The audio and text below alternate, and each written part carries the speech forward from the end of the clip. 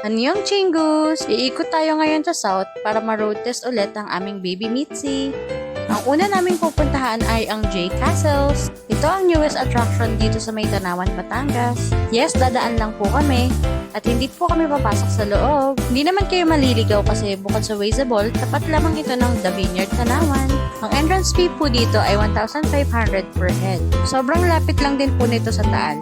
Tara, punta tayo dito sa may ibang anggulo.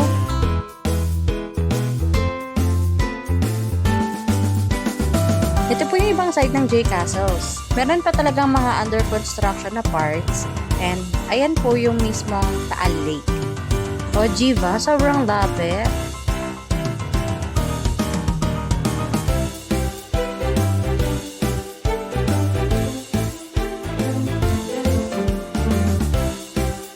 Our next stop is Bañadero Baywalk, which is also located in Tanawan.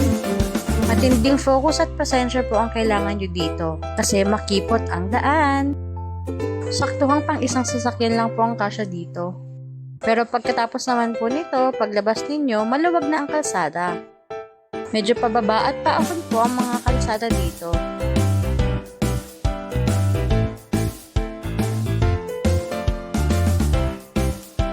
Ito po ang Bañadero Baywalk. Dadaan lang po kami ulit dito.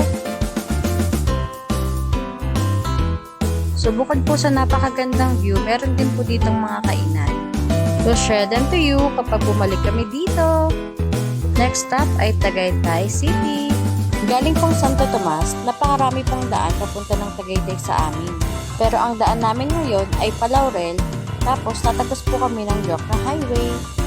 Medyo maraming pakurba, baba, paahon, na daan dito sa may Laurel. Pero para sa akin na matatakotin sa heights, ito na po yung pinakamababa. Meron pong isang daan na Ligaya Drive kung tawagin nila or yung Sungay. Yun po yung pinakamatarik sa lahat. Kung nakadaan na din kayo doon, leave it in the comments. As of now, ito po yung sitwasyon ng daan dito pa Laurel. Medyo maraming roadworks kaya tiis-tiis lang po muna. Please be extra careful din po kasi medyo maliit yung daan. May times po talaga na kailangan nating mag-minor kapag may kasalubong. Isa din sa kagandahan ng pagdaan dito, madalang po ang traffic dito sa may bandang Laurel. Hindi naman kayo maiinip dito kahit medyo malayo kasi napakaganda ng view. Share ko lang, kaya po niro-road test namin si Mitzi kasi nagkaroon ng problema yung fuel gauge niya. So, we need to make sure na gumagana siya para kung sakaling hindi, maibalik ulit namin sa casa. Going back, ito po yung pinakamatarik na talagang daan ng Via Laurel Jokno Highway. Palabas na po ito ng Canyon Woods.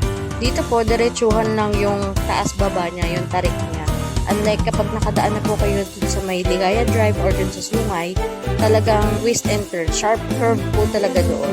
Kaya mas gusto ko pong dumaan dito kaysa dun sa may Sungay or Ligaya Drive.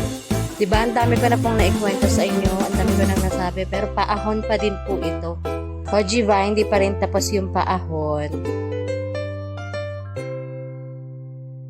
Sa wakas, ayan, pababa naman.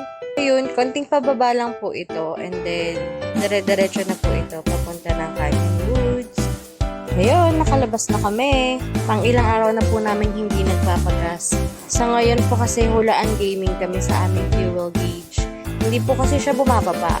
Umaangat po siya kapag nagpapagas kami. And then, hindi naman po siya nababawasan. Kaya, unlimited gas. Huwag po kayong mag-alala kasi meron naman po kaming baong gasolina. Prepared po kami just in case na maubusan na talaga ng gas si Mitzi. At since madadaanan po namin ang aming friend na owner ng New Waktif House, ay dadaan po kami. Pala decision po kasi yung asawa ko. And we are here. Napakaganda po talaga ng view dito. No filter needed. Unfortunately, wala sila. Nagkasalisi daw kami. So, we'll be back some other time. Siyempre, in-order ko yung favorite ko, the brownie a la mode. Perfect kainin habang slow moving dito sa may Twin Lakes.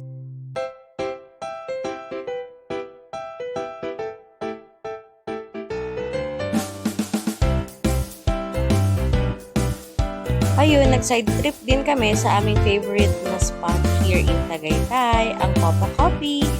Syempre may binili kami kahit konti. Ayaw naman namin magbayad ng 400 para lang sa parking. So after Copa-Coffee, napagdesisyonan na namin umuwi. Gas check, wala pa rin pong nababawas. Santa Rosa Road naman po ang daan namin pa uwi. Dito lang naman may light traffic sa May Mendez. Pagkatapos dyan, maalwan na yung daan.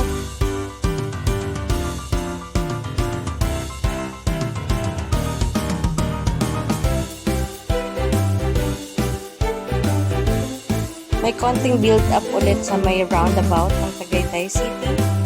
Pero pagkalagpas mo dito, dire-diretso na ulit. Ito po yung magiging daan namin pa uwi. Ang tagos po nito ay pa SLEX na.